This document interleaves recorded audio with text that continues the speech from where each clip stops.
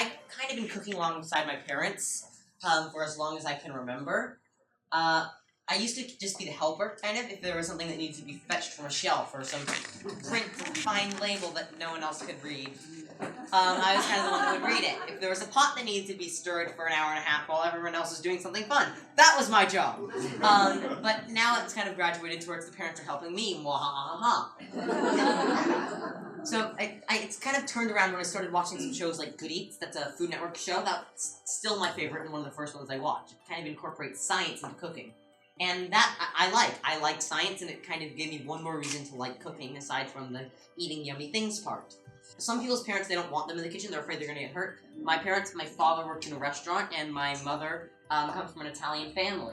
So I was kind of brought up around cooking. And so here's a couple of reasons why I think that kids should cook. The first thing is that if they make the food, the kid makes the food, they're more likely to eat it. They have a sense of pride behind it.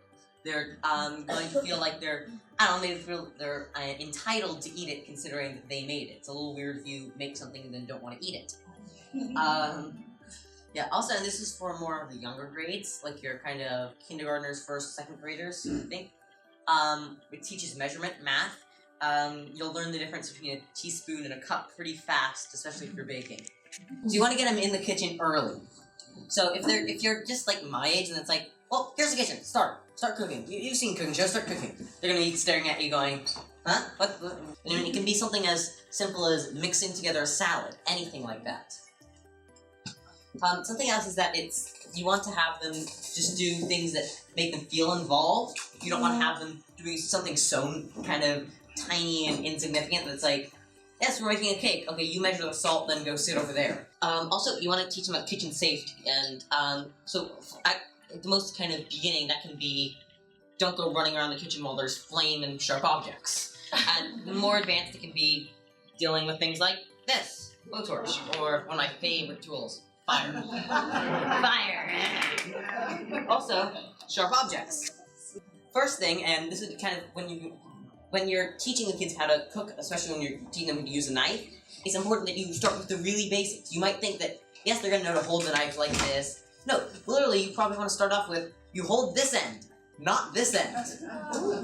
Yeah, I'm not gonna cut my finger off. I try to avoid it. I don't like my fingers getting cut off before lunch.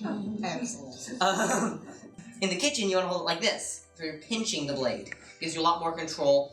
Maybe not so good for hacking through armor, but good for chopping things. So that allows you lots of control. Just kind of a little basic thing, how not to lose a finger, if you will. You also want to give kids their own tools. Like, for instance, this might be a good alternative when the child's a bit smaller to something like this. They could be using a paring knife, even, instead of a chef's knife. For instance, like, any adults, even me, I really can't go like this. But someone who has very small hands, this is probably quite easy. A lot of kids, they have some sort of interest in cooking. Even if they're not going to go into the culinary world, even if they aren't really interested in cooking, they're at one point wondered, ooh, food, this stuff tastes good. Where does it come from? Does it just fall out of the sky? I don't know. Does it grow on the trees? Does it come out of the ground? There's a kind of a fascination about that, so you're going to be curious about how that food comes unto being. Okay, also with the cooking, when you cook as a family, you're going to eat as a family, and that's something that's very important. You know, the parent-child bonding of working together in the kitchen. Even now, when I could cook by myself, I enjoy cooking with my parents. It's a fun activity, and now they get to follow my orders. Right? This will give those kids a little sense of power. Just not too much. They might get a little power drunk. Also, you want to give them some recipes that they can find on their own. This recipe, it only has 1 or 2 areas that would require kind of parental assistance, so it's a good recipe for kids. Like I said earlier, a salad is the perfect thing for that. You could use a blender maybe, make a vinaigrette.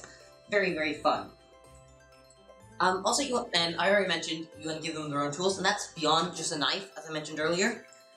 Anything from miniature pots and pans, to, I don't know, give them their own miniature stove. All sorts of things. Maybe you don't want to give them their own blowtorch. So I think I'm going to begin my demo.